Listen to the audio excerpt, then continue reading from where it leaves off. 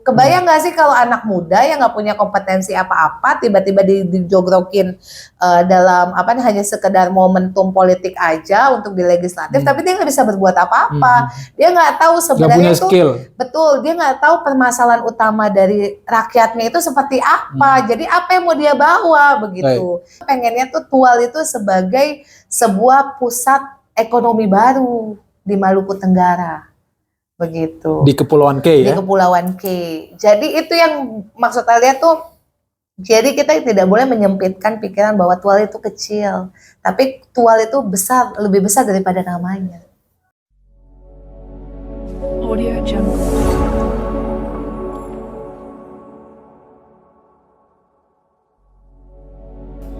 Sobat Serenada, jumpa lagi. Saya Muar Syahdi. Saya dengan seorang perempuan dari timur Kepulauan Maluku, Kak Alia Asyatri. Habar Velbe. Bok. Kak Alia tahu juga ya bahasa K ya? Ya iya, kan asli tuh. Baik. Kak Alia ini teman-teman seorang influencer, seorang Asal jangan influenza ya. asal jangan influenza. Oh iya Kak, lagi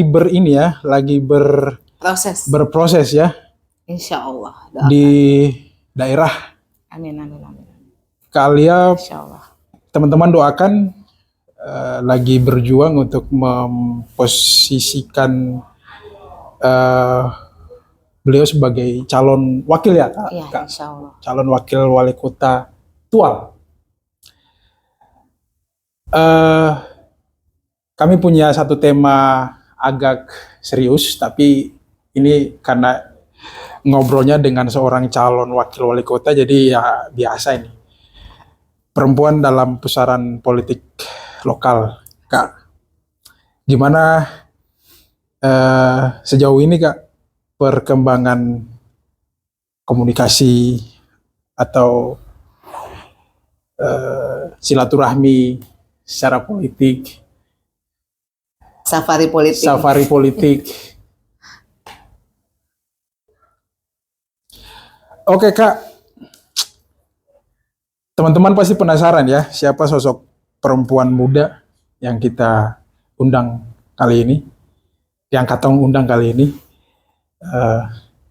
Kita butuh cerita, mendengar cerita dari Kak Alia sebagai salam perkenalan kita dengan Kak Alia.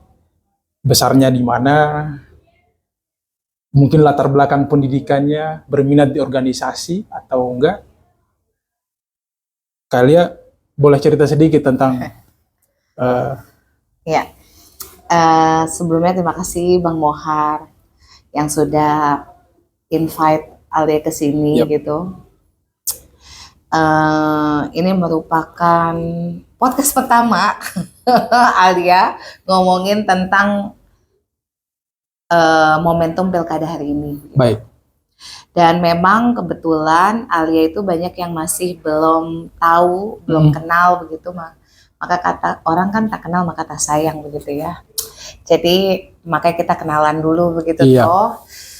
Nah kebetulan dari sini mungkin dengan podcast ini Alia bisa memperkenalkan diri ke halayak banyak begitu. Bagaimana proses perjalanan yang sudah Alia lalui hari ini. Alia itu asal dari mana, boleh sedikit cerita. Dan alhamdulillah Alia ini asli memang tahu sendiri seorang ayah yang berasli dari K. Iya. Ya toh. K besar begitu toh.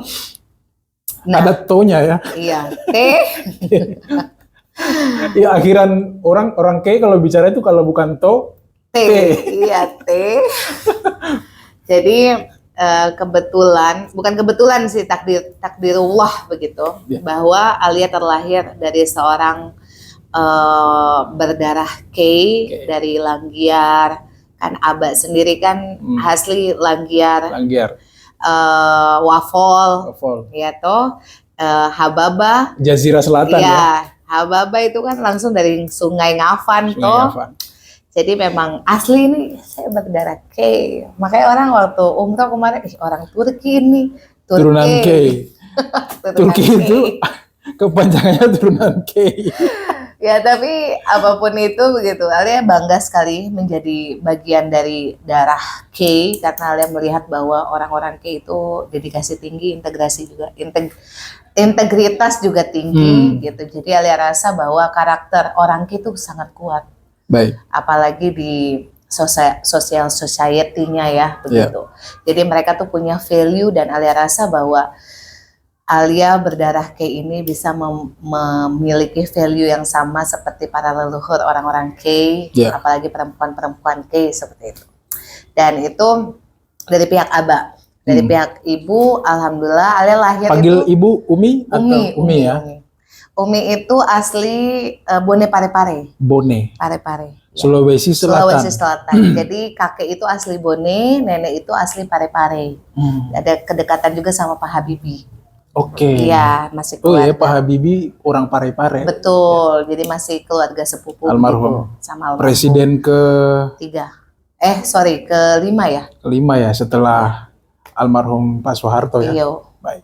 Nah, setelah itu semenjak itu ya akhirnya kita berproses Alia pada saat itu lahir di Sulawesi. Oh. Alia asli. Alia lahirnya di Sulawesi. Lahirnya di Makassar. Pada saat itu kan memang Umi kan Aba sama Umi kan ketemu di Makassar. Jadi Umi pergi sama Aba ke Jakarta, terus anak kedua karena kebetulan Alia anak kedua dari 5 bersaudara. Dari 5. Alia cuma selang 1 tahun sama kakak.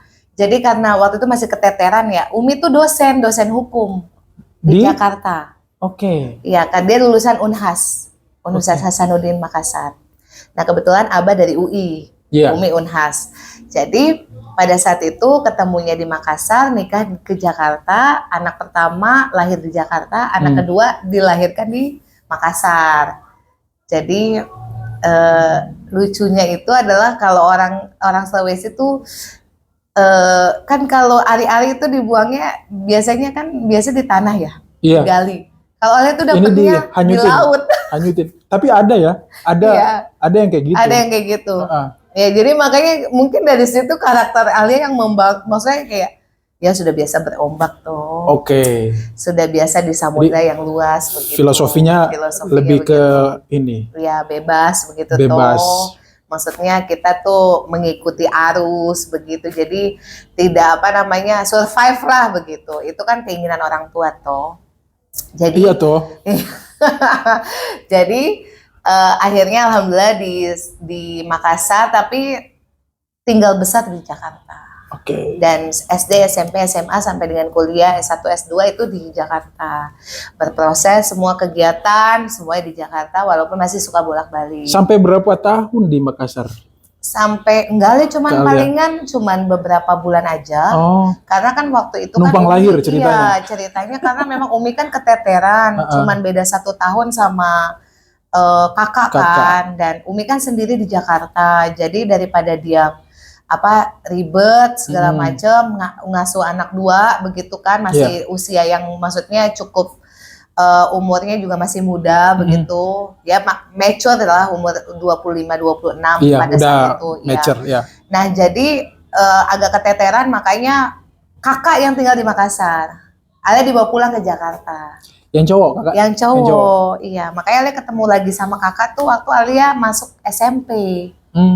Ya, Alia SD dia mau masuk SMP, SMP-nya dia di Jakarta karena kakek waktu itu meninggal. Dan memang sedikit cerita ya, memang Alia itu jadi darah Sulawesinya ada, darah K-nya juga ada kan, dan memang Alia kuat banget di daerah timur begitu. Baik, karakter timurnya itu dominan tuh kuat, dominan sekali gitu. Apalagi kan Umi itu kan ngajarin kita dari kecil tuh untuk survive ya, sendiri dan mandiri. Jadi kelihatan banget cara mendidik orang Sulawesinya gitu ya kan, maksudnya kayak yang orangnya tuh bukan dibuang sih ya, maksudnya kayak ayo kamu harus grow up sendiri begitu, maksudnya kamu harus mandiri begitu. Jadi apa-apa tuh dari kecil tuh kita minta sesuatu juga nggak yang semuanya tuh dapat. Harus ada effort. Harus ada effortnya. Jadi sampai dengan saat ini Alia kalau mau beli sesuatu tuh hasil usaha Alia sendiri. Nggak pernah tuh kayak kita tuh minta-minta sama orang tua, walaupun Abah waktu itu di Dewan ya. Betul. Dan Alia tuh ngerasain banget didikan beliau tuh yang menjadikan Alia hari ini begitu. Abah waktu itu di PAN ya? Iya betul, di PAN. Era almarhum Presiden Gus Dur. Betul. Dan enggak, waktu itu Abah itu staf ahli Gus Dur. keuangan. Di era Gus Dur. Di eranya masih waktu itu Gus Dur. Setelah after reformasi, dia terus akhirnya jadi staf kepresidenan. Oke. Iya, staf kepresidenan di masa Gus Dur. Di masa Gus Dur. Betul. Jadi setelah itu menjadi anggota dewan. Iya, betul. Iya kan, setelah Ibu Megawati. Iya, waktu di era Ibu Megawati. Iya. Nah, pada saat itu pada saat itu kita merasakan banget, walaupun sebagai anak anggota dewan tidak pernah merasakan dimanja, bahkan inget banget cerita kan teman-teman yang lain kan dapat kayak seumpama gratis Dufan selama setahun gitu ya untuk anggota dewan. Privilege gitu. ya? Privilege lah gitu. Terus ya namanya kan anak kecil ya, waktu itu masih SMA gitu. Abah, itu kok teman-teman Alia kok dapet ini, Alia minta urusin ya sama sekretaris Abah gitu kan, untuk dapet Dufan gratis setahun, kan lumayan gitu kan. Terus Abah yang gini, kamu punya duit kan, ngapain kamu ribet-ribet, kata dia gitu. Urusan tuh negara tuh lebih besar daripada urusan kamu, urusan Dufan apa segala macam, kata dia. Kalau emang kamu mampu ya kamu beli sendiri, ngapain nyusahin negara. Kata Abah gitu. Abah begitu.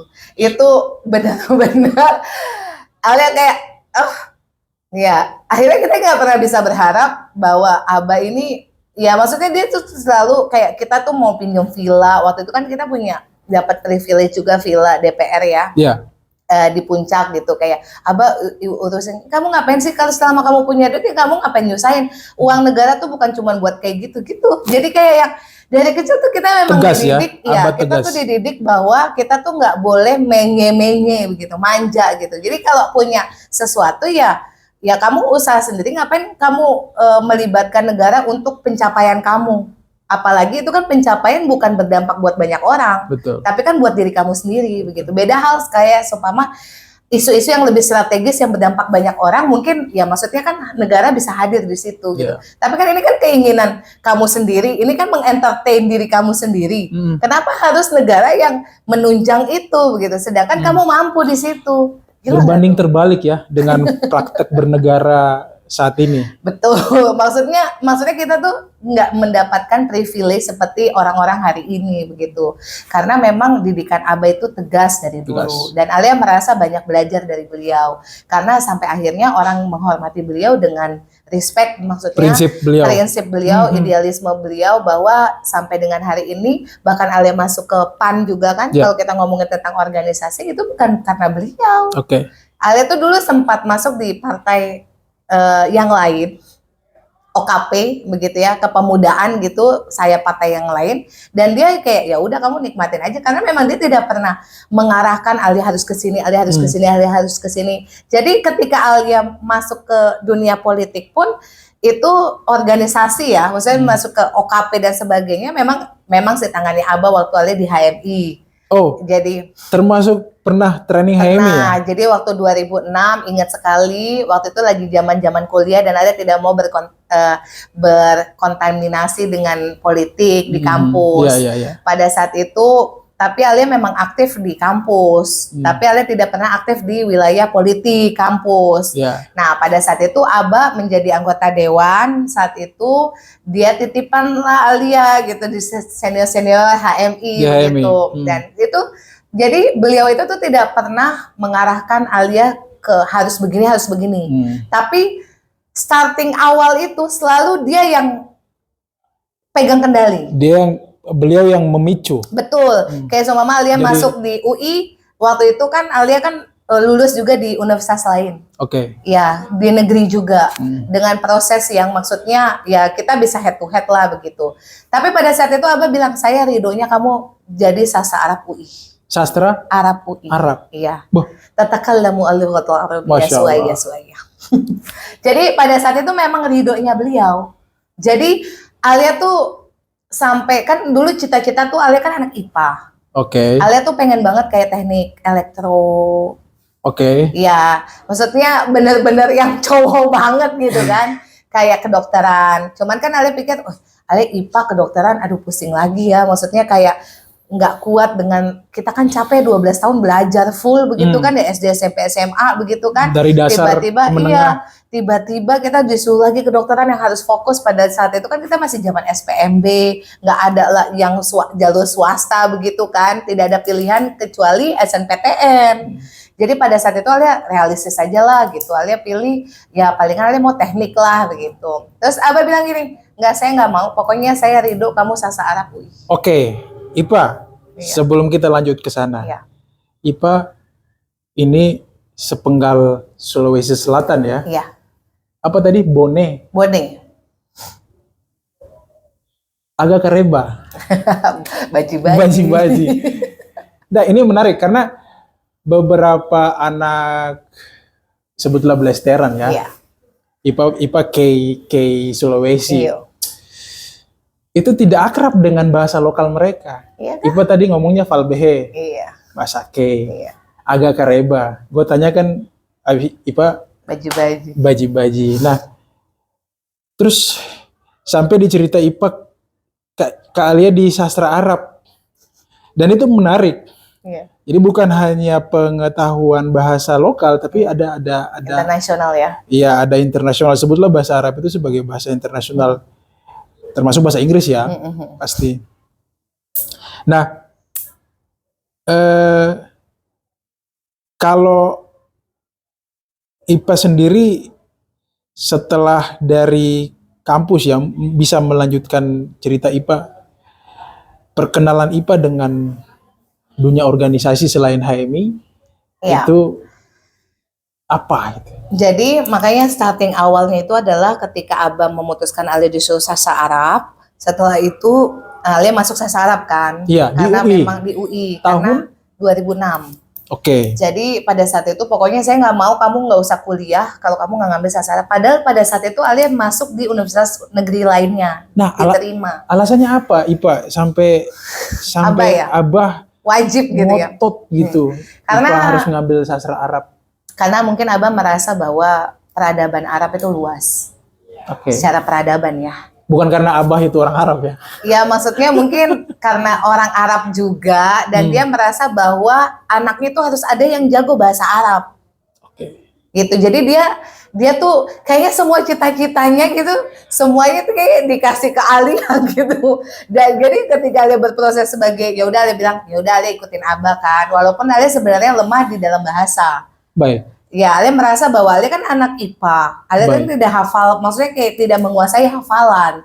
Sampai dengan hari ini tuh Alia tidak kuat hafalan. Sebelumnya nggak belajar bahasa Arab. Dan tidak belajar, masa belajar sih sedikit waktu di SMP. Punya riwayat di madrasah atau Enggak pesantren ada, gitu nggak sih? Jadi Nggak ya? Alia itu tumbuh dan besar itu bahkan untuk masuk madrasah aja ibtidaiyah pada saat Ibtidaiyah. itu Alia tidak meminta izin dari Abah Umi.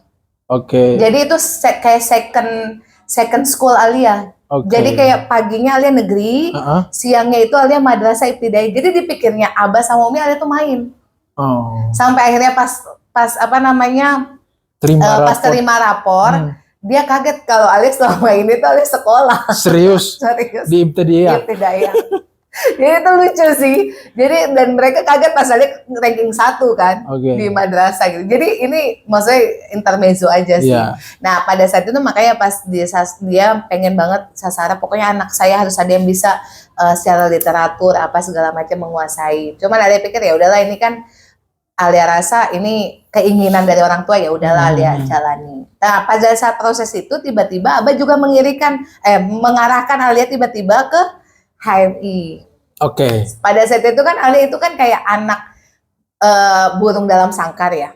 Oke. Nggak pernah nginep dimanapun, nggak pernah, maksudnya selalu dijaga gitu. Jadi kayak ada orang yang selalu menjaga Alia, bahkan kayak seumpama ada yang antar jemput apa begitu. Dan pada saat itu Alia bilang gini, Abah HMI berarti kan Alia kalau LK itu kan harus pulang harus nginep kan, Alia Iya. bilang gitu.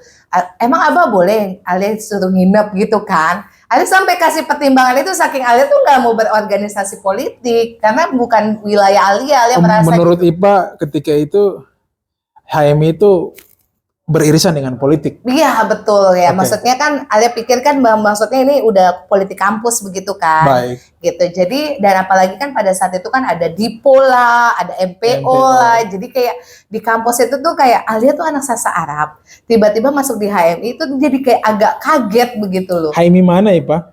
UI UI. Depok toh. Berarti cabang Depok ya? Cabang HMI Depok. cabang Depok. Nah, jadi pada saat itu Alia kasih pertimbangan itu, Abah masa gini terus kata dia gini, nggak ada, kamu pokoknya harus tetap menjadi kader. Dan Alia akhirnya mengikuti proses LK itu dan alhamdulillahnya Abang. Ya. Alia ketemu sama senior-senior yang luar biasa. Ya. Di LK HMI itu dan Alia langsung dimentori sama beliau-beliau ini yang hari ini juga Alia pikir itu adalah senior-senior Alia yang sampai dengan hari ini juga memiliki panutan buat Teladan. iya tauladan yang baik buat Alia pribadi dan menjadi panutan yang baik begitu. Jadi Alia rasa ternyata kalau orang tua menginginkan sesuatu itu berarti ada sesuatu hal yang lebih besar yang dibandingkan keinginan kita pribadi. Begitu. Ada maslahatnya di sana. Betul. Nah akhirnya Alia menjalani proses ketika Alia selesai kuliah. Alia tuh dulu aktif di futsal sama sepak bola. What? Nggak kelihatan kan? As a player? As a manager. Oh, as a manager. Iya. Dan sempat main juga, cuman ya main-main yang hiburan aja, bukan. Tapi Alia dulu sampai prestasinya itu manajer Liga Pro. Oke. Iya, hampir masuk karena waktu itu kan perempuan ya, nggak terlalu ini Liga Wanita Alia pegang waktu itu. Oh gitu. Klubnya apa? Klubnya dulu MFC Angel. Dari ini anak buahnya Coach Justinus Laksana. Oke. Dulu bos saya itu Coach Justin. Gitu. Jadi Alia tuh diterpa sama bos yang kayak gitu tuh udah dari dulu, dari sejak dini. Dan memang Alia beberapa event futsal sama sepak bola sampai yang Fabregas itu kan Alia yang buat. Fabregas. Iya, betul. Waktu itu 2011 ya kalau nggak salah. Fabregas itu salah satu pemain favorit saya. Betul. Ketika main di Arsenal. Iya. Sebelum pindah ke Barcelona ya. Mohon maaf saya Barcelona guys. Barca. Jadi maksud Alia bukannya MU dan Barca. MU. Pokoknya dua itu aja. Pokoknya makanya kemarin kan Alia sudah bilang kan, final miliknya Inggris dan juga Spanyol. Baik. Tapi yang menang Spanyol. Spanyol ya. Iya. Jadi itu sedikit intermezzo. Nah, jadi pada saat itu ya Alia setelah futsal sepak bola, Alia menjadi itu salah satu salah satu manajer yang membawa 10 tahun emas di kampus juga. Oh gitu. Iya betul dan sampai jadi, ya maksudnya. Alia bawa tim dari kampus. Iya dari kampus untuk di kampus Alia di FIB sendiri untuk menjadi 10 tahun emas itu Alia ngawal. Oke. Begitu. Jadi prestasi ya satu-satunya manajer yang punya prestasi itu pada saat itu ya sampai dengan hari ini menjadi sejarah untuk kampus itu ya alhamdulillah Alia dinobatkan gitu. Jadi kalau Alia terjun ke sesuatu tuh kayak fokus banget gitu loh. Totally ya. Totally banget. Baik. Nah sampai saat itu ya udah ketika Alia meninggalkan itu Alia menjadi model. Pernah jadi model. Jadi jauh banget ya dari futsal sepak bola. Dari tiba-tiba sepak jadi bola ke model. Iya tiba-tiba jadi model. Pada saat itu Alia ikut kontestasi kayak pemilihan ajang kecantikan. Tapi hijab. Oke. Dan Alia alhamdulillah menang terus. Syar'i ya? Enggak juga syar'i, maksudnya ya pada saat itu modern lah gitu. Jadi hijab, kalian ingin memperlihatkan bahwa perempuan juga bisa berdedikasi untuk banyak orang. Pada saat itu walaupun dia berhijab, tapi hijabnya itu tidak menutupi perannya dia, tidak menutupi kemampuan dia, kompetensinya dia, begitu. Nah Alia membuktikan itu dari nol banget, jadi Alia kayak pada saat itu langsung membuktikan bahwa Alia bisa dan alhamdulillah Alia juara Miss Hijab Bekasi, Putri Ramadan Bekasi sampai akhirnya Alia di blok sama beberapa ini karena Alia nggak boleh lagi untuk maju. Alasannya? Alasannya karena mereka semua pada takut kalau Alia maju. Oh gitu. Iya. Jadi berkompetisi gitu. Di ajang yang sama. Jadi pada saat itu akhirnya Alia ditarik menjadi juri. Oh. Dari Jadi- pemain jadi pemain jadi juri. jadi Nah, juri. dan itu sampai hampir kurang lebih 5 tahun Alia menjadi juri-juri dan mencetak banyak model sih pada saat itu. Baik. Kader HMI, manajer sepak bola, model, dan juri model. Iya. Apalagi? Nah, setelah itu baru masuk ke dunia yang sebenarnya, yaitu Dunia sebenarnya maksudnya? organisasi kepemudaan. Nah, pada saat itu startnya itu dari ada saya partai adalah yang tidak bisa Alia sebutkan. Iya, iya. Setelah itu Alia di 2018 BM PAN. Bempan, oke. Dan itu mereka Barisan nggak ada Muda. yang tahu Hmm. kalau Aba itu pendiri PAN. Jadi mereka tuh udah kasih nama Alia, udah menjadi anggota segala macem. Pas karena Alia kan nggak pernah ngomong kan. Jadi setiap Alia berproses, Alia tuh tidak pernah menjual Aba. Iya, iya. Jadi dan Alia selalu menutupi, maksudnya kayak saya ini enggak gitu. Maksudnya kayak orang newbie aja gitu, orang baru gitu. Orang baru. Ya, terus habis itu makanya pas mereka kaget sendiri. Ketika tahu, Ketika tahu, kok Alia Apa? nggak bilang sih begini.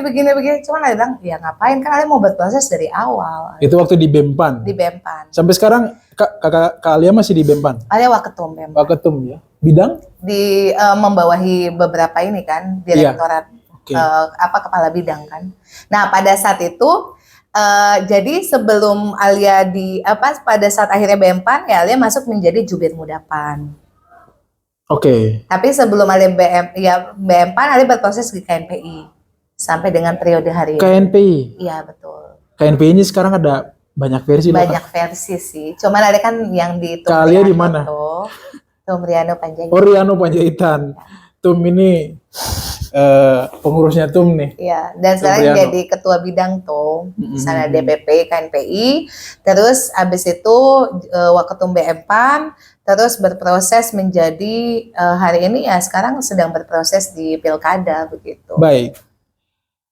Kak Alia, Kemarin juga di ad hoc percepatan persepak bola nasional KP3N terlibat di situ terlibat juga di situ sebagai anggota. anggota. Iya. Dan jadi cuma ada 15 nama, salah satunya adalah Alia. Salah satunya ada Alia. Gimana respon Abah? Teman-teman, Abah yang dimaksud di sini saya boleh ya saya sebut nama Abah ya. Abah Sayuti Asyatri. Beliau seorang politisi PAN dan sekaligus pendiri PAN. Teman-teman ini anak perempuan sulung Abah Sayuti Asyatri. Semoga sehat Abah ya. Amin, insya Allah.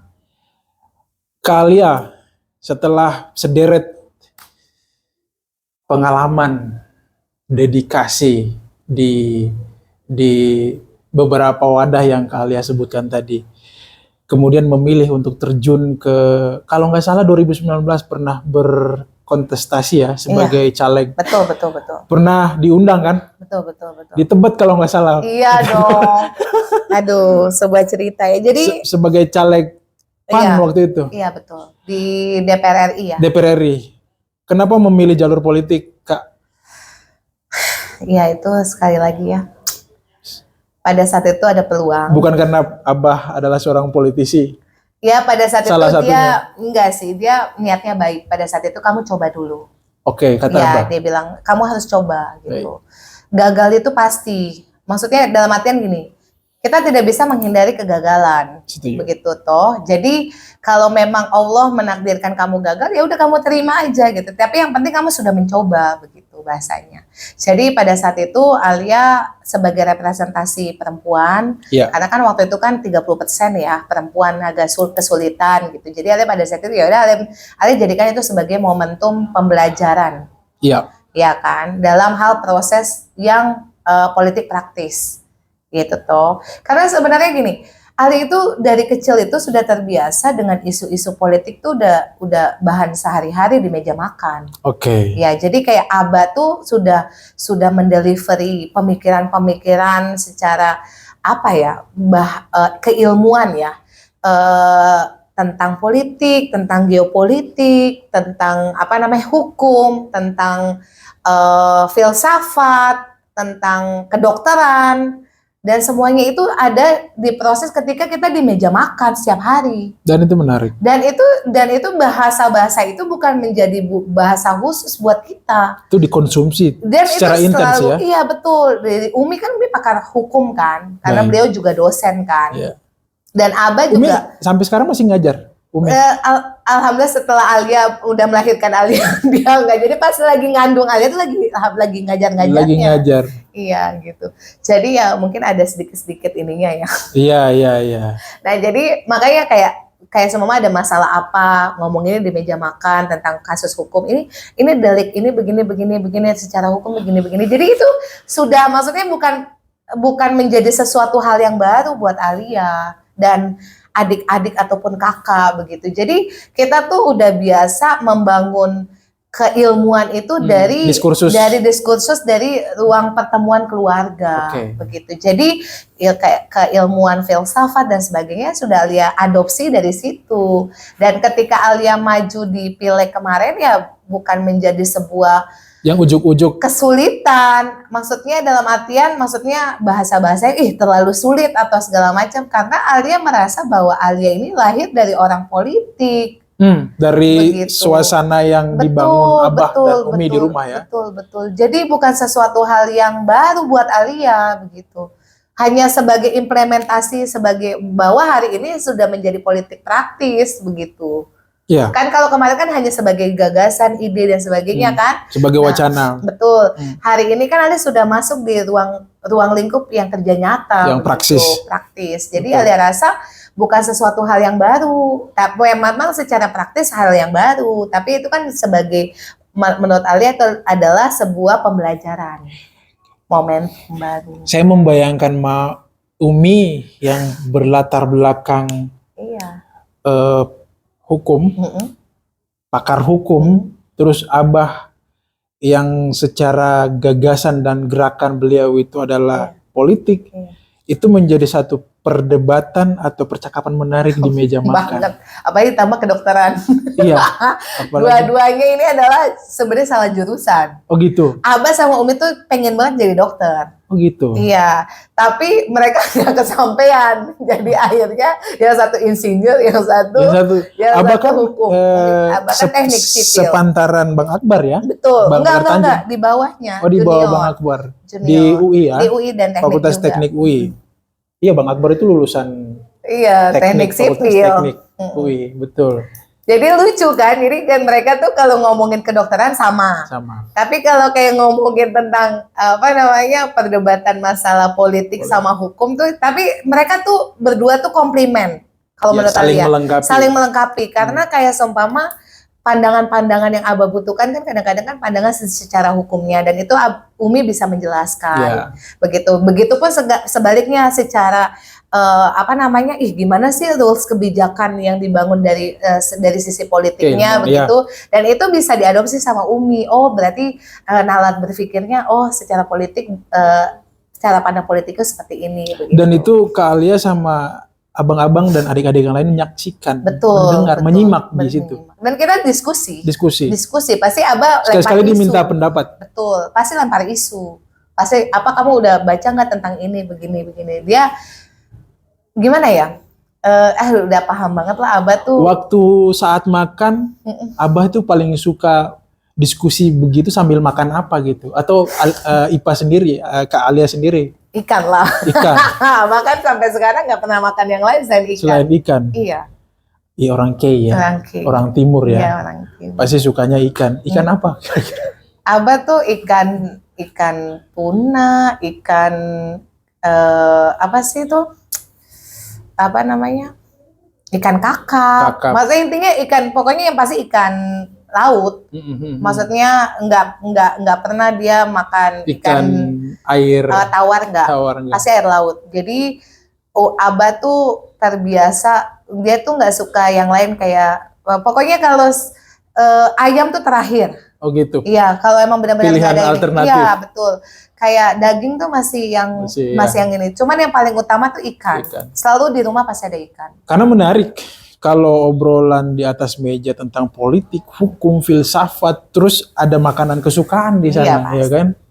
Oke. Itu kan bikin menggugah selera Sampai ya. saat ini, Sampai saat Kak Alia, sampai saat ini ketika duduk di meja bareng ngomongin masih masih ya, dan itu terjaga ya. dan terjaga. Jadi kayak apalagi kan lebih sekarang kan Abah lebih banyak ngomongin tentang isu internasional ya. Isu global ya. Isu global. Jadi kayak geopolitik gitu. Jadi kita juga jadi menambah wawasan sih. Jadi kayak walaupun kita tipikal yang malas baca buku. Tapi akhirnya banyak memahami segala sesuatunya dari pembelajaran yang Abah kasih begitu. Oke. Gitu karena dia tuh selalu ngasih Alia insight-insight baru. Jadi makanya kalau kita tuh sudah terbiasa ya pola pikirnya tuh karena dibentuk dari Abah ya dari kecil ya. Kayak dia tuh ngomong sesuatu satu hal, tapi kita bisa menarasikan bahwa 10 langkah kemudian apa yang Abah pengen tujuan dari apa namanya kata-kata yang telah dia ucapkan ini maksudnya kemana kita udah bisa baca. Oh gitu. Begitu. Jadi ketika kita ketemu orang juga kita jadinya udah logika analogi berpikirnya tuh udah sampai sejauh itu. Udah matching gitu. Udah matching. Jadi maksudnya kayak udah terlatih. Jadi kayak sama orang ngomong satu hal nih, kita udah bisa nangkep oh ini maksudnya mau kemana. Karena kita udah dibiasakan sama Abah seperti itu gitu. Iya. Gitu. Jadi logika berpikir karena kan Abah kan filsafatnya ya begitulah ya. Iya. Luas sekali kan. Beta udah pernah ngobrol filsafat sama Abah sih. Dan Abah gitu. Secara horizon pemikiran filsafatnya luas. Iya, makanya. Nah, Kak Alia kan punya hajatan secara positioning Kak Alia di publik saat ini orang kenal, apalagi di publik Maluku ya, khususnya Kota Tual itu Kak Alia adalah seorang bakal calon wali kota Tual gitu. Menarik ketika kita lihat ya dalam kontestasi pilkada, pileg, kuota perempuan itu minim dibandingkan dengan laki-laki. Selalu saja ada dominasi jumlah ya. Entahlah itu persoalan kuota 30%, realisasi dari kuota 30%. Tapi yang paling penting adalah apa motivasi Kak Alia untuk terjun ke dunia politik praktis, terlepas dari cerita-cerita sebelumnya terbiasa dengan diskusi di atas meja makan bareng Abah Umi. Silakan. Jadi begini, kalau perempuan itu kan selalu di underestimate ya. Kayak cuman looks-nya cantik gitu, tapi narasinya nggak punya, iya kan? Dan Alia itu gregetan gitu dengan narasi-narasi yang beredar di luar sana begitu tentang bagaimana perempuan hari ini begitu kan. Ditambah lagi kan sebenarnya Alia sudah berproses di pileg kemarin 2019 sampai 2024 tuh kemarin pileg ada beberapa partai juga yang minta Alia. Ya, untuk Alia waktu masuk 2019 2024. Oh, 2024. Tapi kan Alia memutuskan Alia nggak mau mengambil momen itu sebagai Alia tidak mau masuk di legislatif. Sebagai calon legislatif.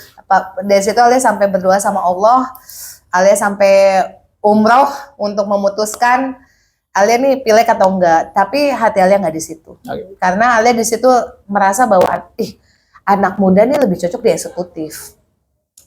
Jadi Alia rasa bahwa ya kita lihat aja di Amerika gitu ya, dengan demokrasi tertuanya, dia menganggap bahwa retired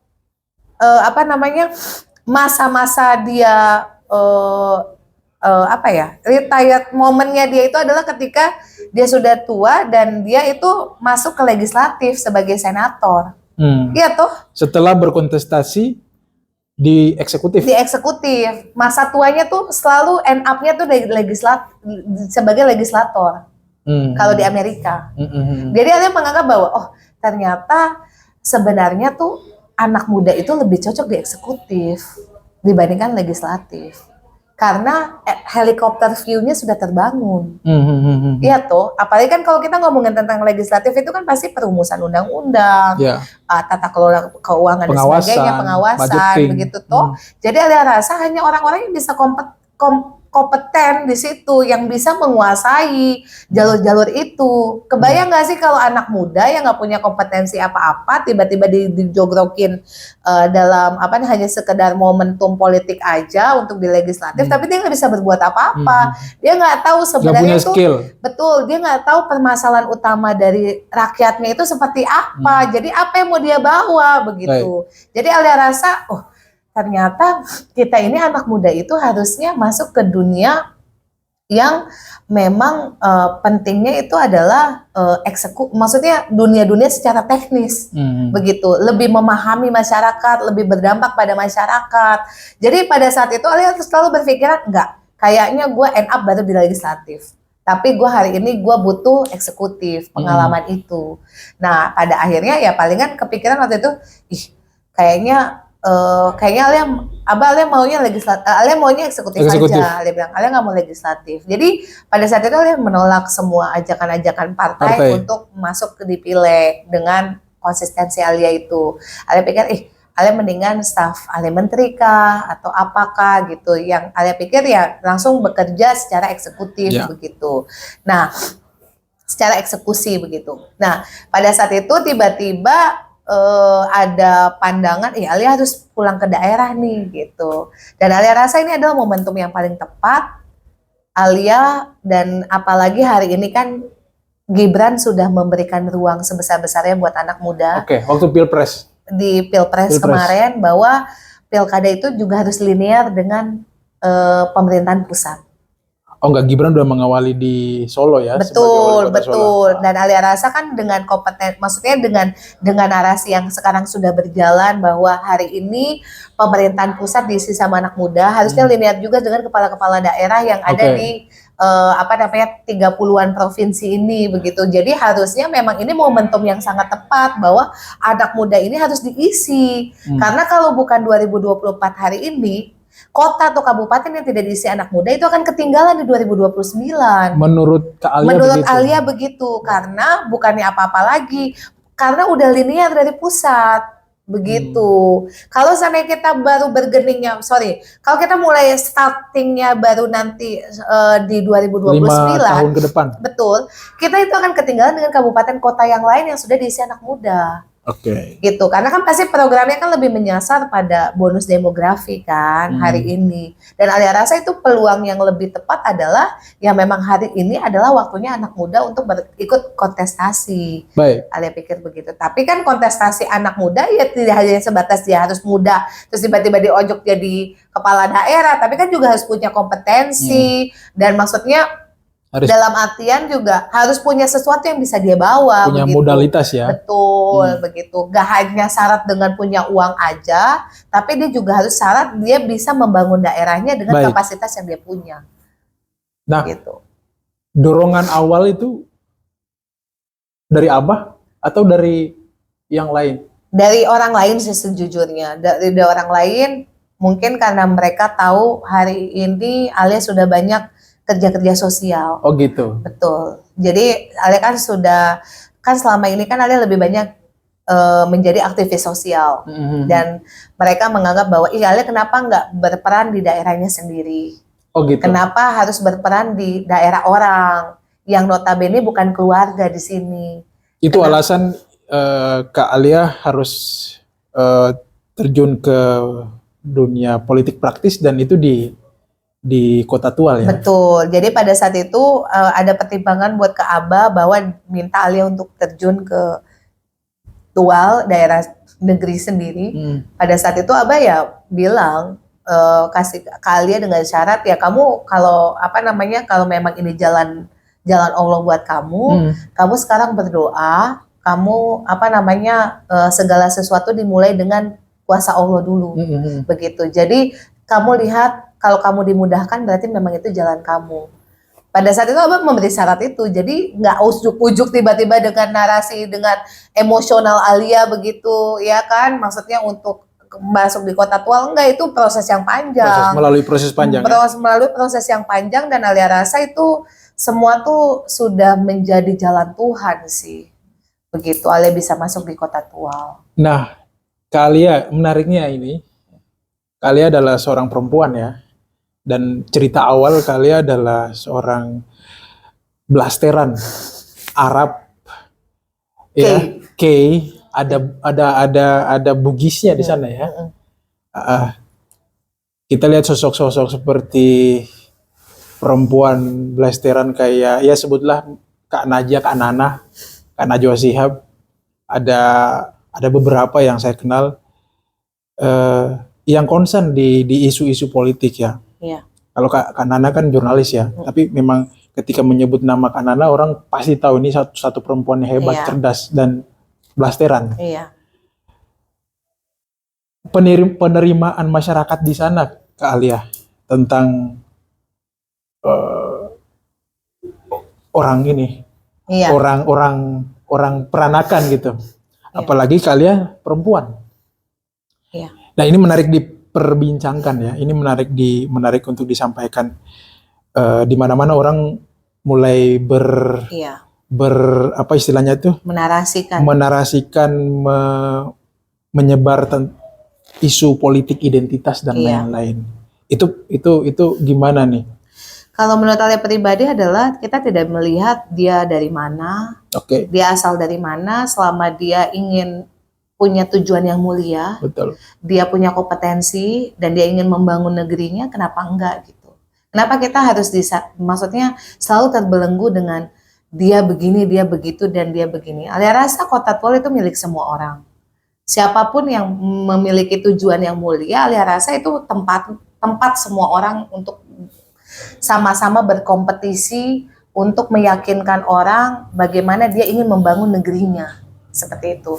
Jadi Alia rasa kedatangan Alia ke sana juga bukan sebuah sebab yang receh begitu ya. Alia datang dengan hanya embel-embel Alia keturunan dan sebagainya, tapi Alia rasa Alia datang ke sana dengan sebuah narasi baru. Baik. Ya kan, dengan semua ya mungkin ini ada sebuah energi semesta yang Alia rasa ya Alia aja di Jakarta aja bisa bareng sama anak-anak K begitu. Iya. Ya kan, maksudnya sama anak-anak peranakan K begitu. Kenapa Alia tidak bisa berdampak sama negeri Alia sendiri? Begitu. Kampung sendiri. Betul. Jadi Alia rasa ini adalah momentum yang tepat menurut Alia, walaupun banyak sekali senior-senior sampai bilang Alia ngapain sih ketua APBD rendah, apa yang mau gitu? Dicari? Iya, sampai segitunya mereka tuh Alia di sini sudah zona nyaman dan sebagainya begitu. Kenapa harus melepaskan identitas yang Alia punya hari ini untuk ke sana? Cuman Alia satu hal, Alia bilang Alia ini keluarga Alia di sana.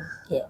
Dan Alia sakit hati ketika melihat keluarga Alia ini di sana ini dengan inflasi tertinggi, dengan ekonomi yang minim, dengan belum merasa nyaman, aman, tentram dan sebagainya. Tingkat pengangguran. Iya betul. Jadi Alia rasa ini adalah tantangan buat Alia, sekaligus juga motivasi Alia untuk membesarkan daerah Alia sendiri begitu. Jadi dengan kompetensi yang maksudnya dengan jejaring yang Alia punya, dan hari ini ya insya Allah itu bisa memberkati kampung sendiri begitu. Jadi Alia rasa kenapa Alia membantu banyak orang sampai ke Ambon, sampai ke Sulawesi, sampai ke Jawa Timur dan sebagainya. Tapi kenapa Alia nggak concern aja di daerah sendiri? Di daerah begitu. Sendiri, di kampung sendiri. Iya kan. Jadi Alia rasa ini momentum yang paling pas, dan Alia rasa ini adalah cara-cara kerja yang pasti untuk membangun negeri sendiri.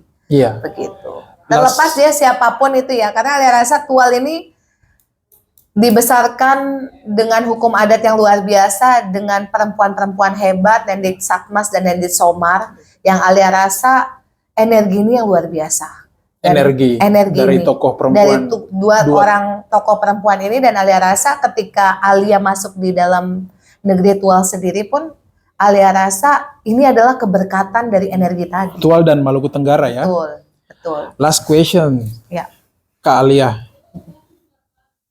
Kita mengandaikan ya, seandainya Kak Alia dikehendaki Tuhan terpilih amin, menjadi wali kota Tual ya, atau wakil wali kota ya. Amin, amin.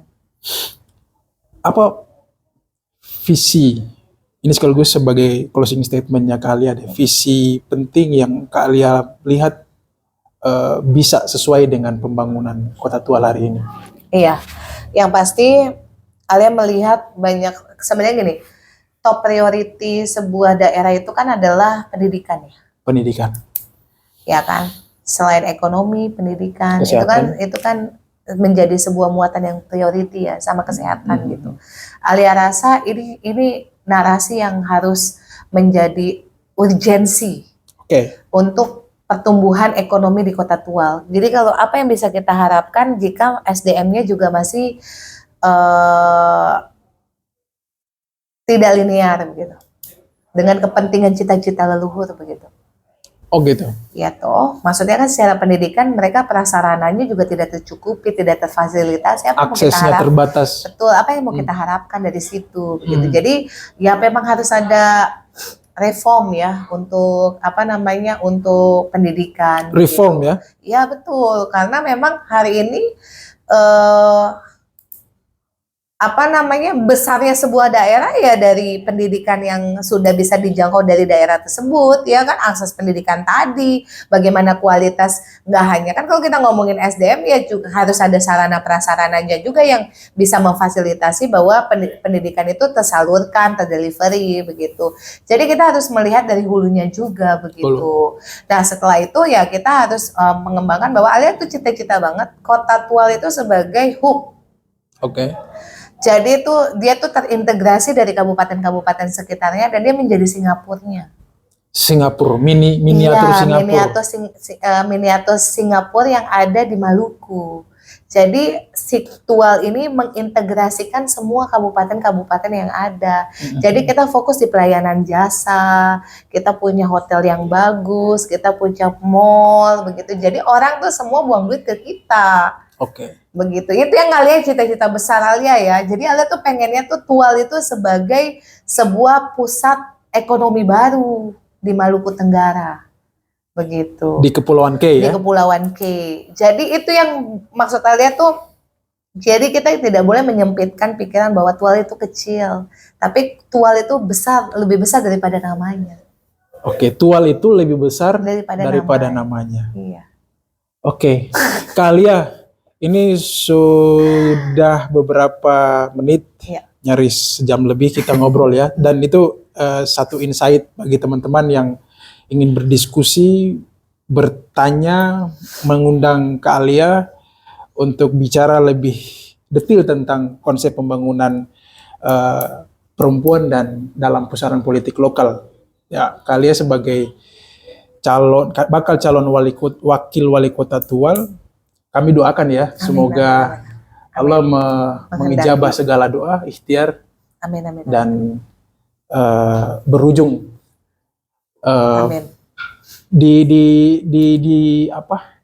dilantik sebagai pimpinan daerah, wakil wali kota Tual. Itu doa kita bersama untuk Kak Alia. Kak Alia, terima kasih banyak sudah datang berkunjung ke Bengkel Seranada. Kami berharap mungkin di waktu-waktu akan datang, kalau Kak Alia nggak bosan bisa mampir kembali ya. Part 2 gitu ya? Iya. Ya kalau viewernya banyak, komennya banyak. Oh iya, sekalian mohon di tag lagi kalau video atau foto kami pasti nyasar di ini Kak Alia ya, di handphone Kak Alia. Amin. Pasti itu nanti akan menjadi suatu kolaborasi. Siap, kita siap untuk berkolaborasi. Teman-teman terima kasih, semoga sehat. Dadah. Assalamualaikum.